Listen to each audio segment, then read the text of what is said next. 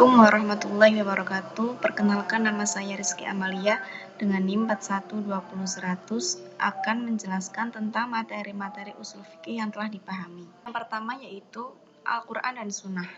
Al-Quran dan Sunnah memiliki definisi yang sangat luas untuk menjabarkan maknanya.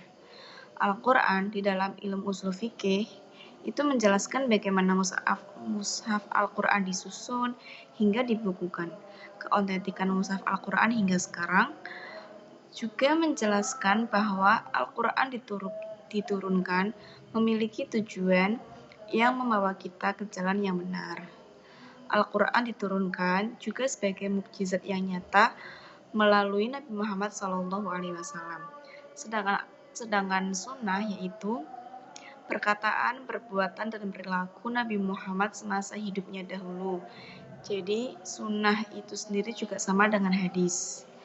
Di Al-Quran sendiri juga terdapat hukum-hukum yang mengatur kehidupan manusia di bumi ini, sehingga Al-Quran dijadikan sebagai hukum syara. Materi yang kedua yaitu mengenal usul fikih. Ternyata usul fikih sendiri yaitu dugaan ilmu atau pengetahuan. Secara pengertian, usul fikih yaitu sebuah ilmu untuk mengetahui hukum syariat melalui dalil-dalil yang terperinci dengan cara istidlal.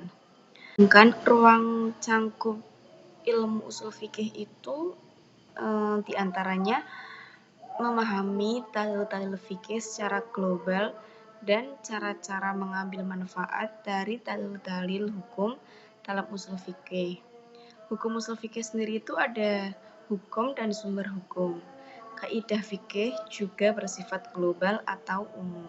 Intinya, ilmu usul fikih itu adalah merumuskan hukum-hukum yang akan ditetapkan. Yang ketiga yaitu hukum syara. Hukum syara itu banyak didefinisikan oleh para ulama, termasuk ada ulama fikih. Mereka mengatakan bahwa hukum syara itu titah Allah yang menyangkut tindak tanduk mukallaf dalam bentuk tuntutan pilihan untuk berbuat atau tidak, atau dalam bentuk ketentuan-ketentuan. Hukum syara ada yang dinamakan hukum taklifi. Hukum taklifi itu menurut ulama Hanafiyah dibagi menjadi 5, yaitu fardu, wajib, mubah, karohah tanzih, karohah tahrim, dan haram. Secara garis besar, hukum syara itu ada wajib, mandub, haram, karohah, mubah, rukhsah, dan azimah. Yang keempat yaitu qiyas. Qiyas memiliki pengertian penetapan suatu hukum dan perkara baru yang belum ada pada masa sebelumnya, namun memiliki kesamaan dalam sebab, manfaat, dan bahaya dan berbagai aspek dengan perkara terdahulu sehingga dihukumi sama. Dalam Islam, qiyas itu sifatnya darurat bila memang terdapat hal-hal yang ternyata belum ditetapkan pada masa-masa sebelumnya. Qiyas itu ada 4. Yang pertama, hukum yang ada dalam Quran dan Sunnah. Yang kedua, hukum yang tidak ada. Yang ketiga, ilat. Yang keempat yaitu hukum asal. Materi yang kelima yaitu ijtihad. Ijtihad itu banyak macamnya. Ada ijtihad bayani, ada ijtihad istilahi, juga ada ijtihad ta'lili. Ijtihad itu objeknya ada 4. Yang pertama, masalah yang tidak punya landasan secara spesifik. Yang kedua, masalah yang tidak punya landasan ijma. Yang ketiga, masalah yang punya landasan nas yang bersifat dhonni dilalah. Terus yang keempat, masalah yang landasan nas yang bersifat dhonni warid. Ijtihad juga tidak dilakukan oleh sembarang orang. Ijtihad itu harus memenuhi syarat-syarat dan kriteria. Yang paling utama yaitu dia haruslah fuqaha dan adalah. Keenam adalah metode ijtihad. Dalam berijtihad pun, ulama membutuhkan metode-metode ijtihad dalam prosesnya. Karena metode ini sangat dibutuhkan untuk memutuskan suatu perkara ketentuannya yang tidak terdapat dalam Al-Quran maupun Sunnah. Dalil-dalil yang biasanya diperselisihkan itu diantaranya ada istihsan, ada istihsab, ada urf, ada madhab al-sahabi, ada shot ad-doroni, ada maslahah mursalah, juga ada syariah sebelum kita.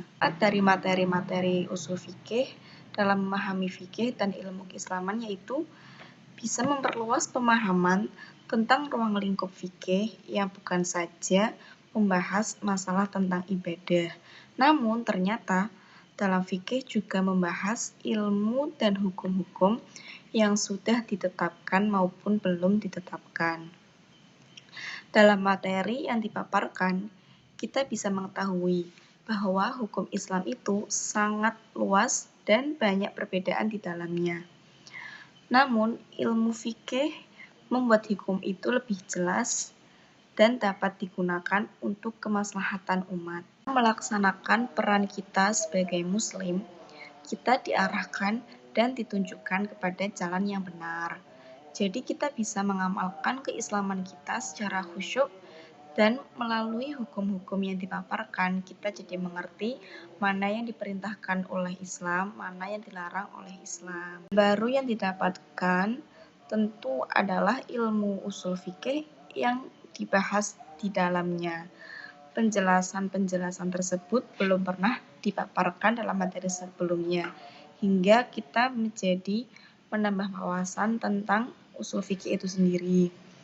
Dalam menetapkan hukum, ternyata banyak metode yang digunakan para ulama dan metode-metode tersebut menjadi istilah baru bagi saya dalam ilmu fikih.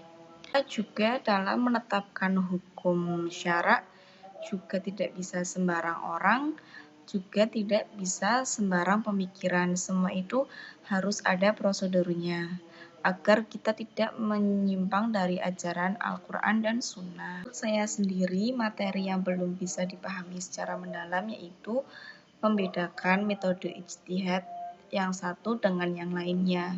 Juga cara penerapannya bagaimanapun saya belum bisa mengetahui secara mendalam. Karena pengertian satu sama lain yang cenderung sama namun ternyata memiliki maknanya sendiri-sendiri dan itu membuat pemahaman saya lebih sulit. Kurang lebihnya mohon maaf. Wassalamualaikum warahmatullahi wabarakatuh.